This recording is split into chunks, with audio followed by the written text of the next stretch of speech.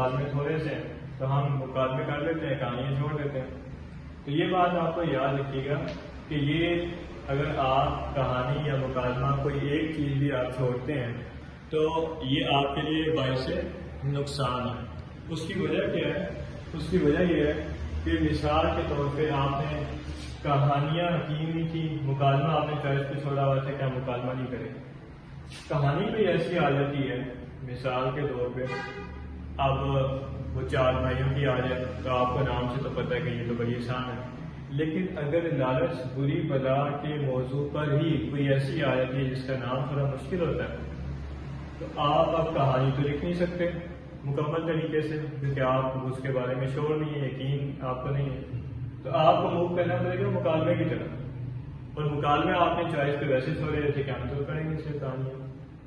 تو ایسی غلطی کبھی نہ کیجیے گا کہ آپ دونوں میں سے ایک کریں، اگر تو آپ نمبر لینا چاہتے ہیں۔ اگر وہی پاسنگ مارکس پہ رہتے ہیں تو پھر کر لیں، قسمت ہوئی تو ہو جائے گا، قسمت نہ آئے نہ لکھیے گا۔ تو آپ کو یہ تیار بیسیکلی دونوں ہی کرنے ہیں، مکالمہ کا میں کروا چکا ہوں، کہانی آج نہ کرنا رہے گا۔ کہانی لکھنا کوئی بڑا مشکل بات نہیں ہے، بچوں کو پتہ بھی ہے کہ بچوں کی کافی آسان ہوتی ہے، لیکن اس میں 1 2 4 چیزیں۔ سب سے پہلے تو یہ ہے کہ کہانی جو آپ کی لکھی جائے گی وہ ماضی میں لکھی جائے گی۔ کہانی ماضی میں لکھی ہے۔ ایک دفعہ کا ذکر تھا، ایک لکڑہارا تھا، ایک پیاسا کوا تھا، یہ تمام کی تمام چیزیں تھا میں جائیں گی، یعنی ماضی میں جائیں گی، وہ یعنی قصہ کہانی کام ہو چکا ہوا ہے، اب آپ اسے نریٹ کر رہے ہیں، بتا رہے ہیں، بیان کر رہے ہیں۔ تو سب سے پہلی جو بات ہے وہ یہ ہے کہ آپ نے اس کو ماضی میں لے کے جانا ہے۔ دوسری بات یہ ہے کہ آپ کی جو کہانی ہوگی وہ ایک ہی پیراگراف میں نہیں ختم ہو جائے گی، لیکن اس کا مطلب یہ بھی نہیں ہے کہ آپ چھوٹے کافی سارے پیراگراف بنا رہے ہیں۔ آپ تقریباً 10 لائن کا، 12 لائن کا، 15 لائن کے پیراگراف بنا کر اس میں جان پیدا کر سکتے ہیں۔ یعنی ایک کام تھا، جیسے مثال کے طور پہ وہ 4 بھائیوں والی مثال دے دیتے ہیں۔ اب ان 4 بھائیوں کا جو والدین تھا کہ احسان جو تھا وہ دیکھتا تھا، ان کو بار بار لڑتا جھگڑتا رہتا تھا، تو اب جہاں تک ان کی لڑائی اور مسائل تھے ان کو ایک پیراگراف میں رکھیں۔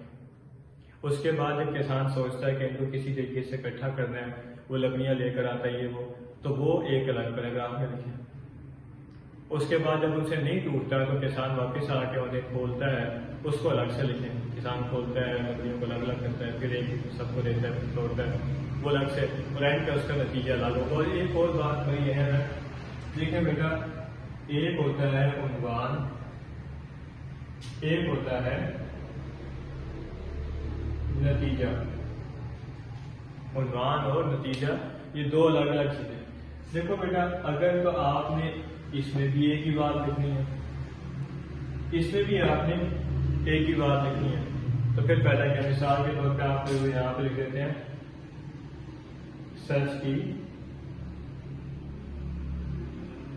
برکت، اور یہاں پہ لکھ دیتے ہیں سچ میں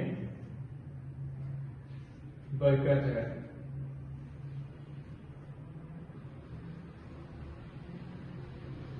اب اگر دونوں ہی چیزیں آپ نے ایک لکھنی ہے تو پھر یہ عنوان الگ کیوں، نتیجہ الگ کیوں؟ دونوں ہی ایک چیزیں، نتیجہ نہ لکھیں یا عنوان نہ لکھیں۔ تو اگر آپ اس طرح کرتے تو یہاں سے بھی آپ کا 1 نمبر جاتا ہے۔ اس کی وجہ یہ ہے کہ دیکھو بیٹا، عنوان ایک الگ ہے جس کے اوپر آپ لکھتے ہیں، نتیجہ ایک الگ ہے جو اس کا اخلاقی سبق ہے۔ اخلاقی سبق یہ بھی یاد رکھیں، آپ 2 بھی لکھ سکتے ہیں، اس کے علاوہ بھی 1 لکھ سکتے ہیں۔ اور اخلاقی سبق یہ میں بات بتاتا ہوں، لیکن اس سے پہلے یہ بات ذہن میں رکھیں کہ آپ دونوں چیزیں ایک ہی نہیں لکھیں۔ اور یہاں پہ آپ حضرت عبدالقادر جیلانی رحمۃ اللہ علیہ کا عنوان یہاں پہ آپ دے سکتے ہیں، ٹھیک ہے؟